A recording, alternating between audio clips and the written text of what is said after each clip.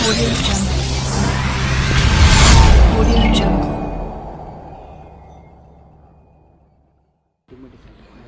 नहीं, ये बात अच्छी है कि प्रधानमंत्री जी खुद इसमें इन्वॉल्व होकर जो हमारे स्टूडेंट्स वहाँ पर फंसे हुए हैं उनकी जिम्मेदारी लेकर उनको वापस देश में बुला रहे हैं।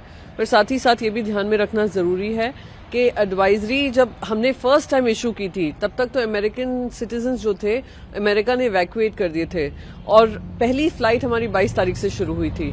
तो कहीं ना कहीं चूक हुई है और ये जो आज वो कठिनाई का सामना कर रहे हैं हमारे स्टूडेंट्स, वो परिस्थिति बेटर हो सकती थी। पर मैं उम्मीद करती हूँ कि जल्द से जल्द वो लोग सब अपने घरों पे पहुंचेंगे। उनके पेरेंट्स जो एंशियस हैं उनको थोड़ा राहत की सांस मिलेगी।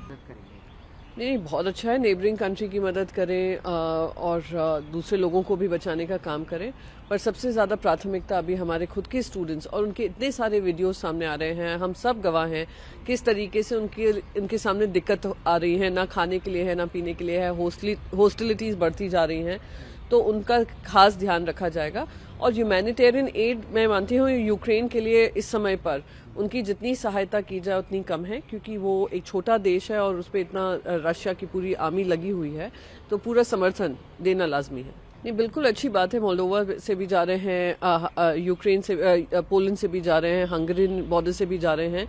पर साथ ही साथ हमारे बहुत सारे जो ईस्टर्न यूक्रेन में लोग फंसे हुए हैं, जहाँ पे सबसे ज्यादा रशियन ट्रूप्स का जमावड़ा है, वो बच्चों को सबसे पहले बॉर्डर तक लाना जरूरी है। सारा जो इवैक्यूएशन हो रहा है वेस्टर्न फ्रंट पे हो रहा है, तो जो ईस्ट में फंसे हुए हैं उन पे भी अगर ज्यादा संभल कर और सोच समझ कर उनको ट्रांसपोर्ट देकर वेस्टर्न बॉर्डर लाया जा सकेगा तो हेल्पफुल रहेगा। जनरल वीके सिंह ने कहा है कि कोई भी भारतीय वहाँ नहीं छूटेगा, लेकिन आप लोग पेशेंस रखिए और इंस्ट्रक्शन को फॉलो कीजिए। वो इतने समय से पेशेंट ही तो थे, इंस्ट्रक्शंस ही तो फॉलो कर रहे थे। एडवाइजरी भी जब बार बार दी जा रही थी, फ्लाइट्स उतनी मैच नहीं कर रही थी, फ्लाइट्स की टिकट्स एक्सपेंसिव हो गई थी, उनकी सीट्स नहीं हो रही थी, तभी भी तो वो पेशेंट ही थे। तो बार बार पेशेंट्स का हवाला देकर उन लोगों को इतना आप चलवा रहे हैं, ना खाने की व्यवस्था, ना पानी की व्यवस्था, ना रहने की व्यवस्था, और इतनी हॉस्टिलिटीज का वो सामना कर रहे हैं। कहीं ना कहीं आई थिंक थोड़ी सेंसिटिविटी अब हमारे सारे लीडर्स पे भी आएंगे, खास करके वो जो जिम्मेदारी लेकर। आई डोंट थिंक ये कोई ऑपोजिशन यूनिटी का सवाल था। यहाँ पे एक बुक उनकी किताब का लॉन्च था, तो कहीं भी उन्होंने ये नहीं कहा कि ऑपोजिशन यूनिटी के लिए कॉल है, या उन्होंने कहा होगा सबका आना यहाँ पे बहुत जरूरी है क्योंकि एएनआई हमसे सवाल पूछेगा।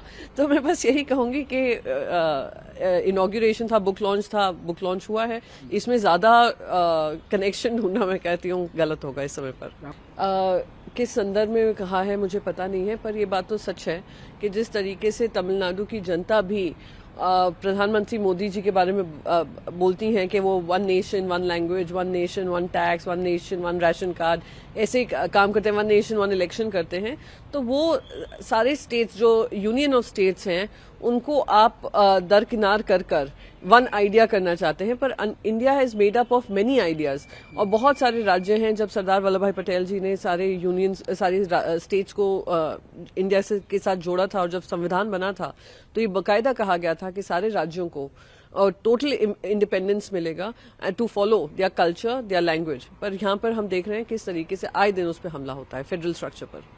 परिवारवाद तो सबसे बड़ा संघ परिवारवाद शायद उन्हीं को तंज कस रहे होंगे, और वो देश के सामने आ ही गया है पिछले 7 साल से कि संघ परिवारवाद की वजह से किस तरीके से अर्थव्यवस्था डगमगाई है, किस तरीके से बेरोजगारी बढ़ी है, किस तरीके से महिलाओं पे अत्याचार बढ़े हैं, किस तरीके से महंगाई बढ़ी है। तो ये वो आई थिंक मेरे ख्याल से वो संघ परिवारवाद को ही बोल रहे थे। मुझे लगता है सीतारमण जी एक स्पीच बना रही होंगी जब सेशन तैयार होने को है, कि कांग्रेस को किसी तरीके से दोष देने के लिए या विपक्ष को दोष देने के लिए इस आंकड़ों को लेकर प्रधानमंत्री जी नेहरू जी का में कोई दोष ढूंढ रहे होंगे कि आज ये जो जीडीपी का हवाला देना है तो किस तरीके से नेहरू जी को दोष दिया जा सकता है। तो इस तरीके की जो जिम्मेदारी समझनी चाहिए कि अर्थव्यवस्था के बड़े बड़े आंकड़े पेश करते हैं, और जब सामने आंकड़े आते हैं, सही डेवलपमेंट के आंकड़े आते हैं, तो दिख रहा है कि हमारी ग्रोथ स्टोरी कितनी फिसड्डी है। और ये इसलिए है क्योंकि आज हमारी सरकार ने ऐसी पॉलिसीज बनाई हैं जो बिजनेस के खिलाफ हैं, जो इकोनॉमी के खिलाफ हैं, जो जॉब्स क्रिएशन के खिलाफ हैं, जो स्मॉल इंडस्ट्रीज के खिलाफ हैं। तो थोड़ा आत्मचिंतन करें और देखें कि आज इतनी बेरोजगारी और अर्थव्यवस्था क्यों डगमगाई हुई।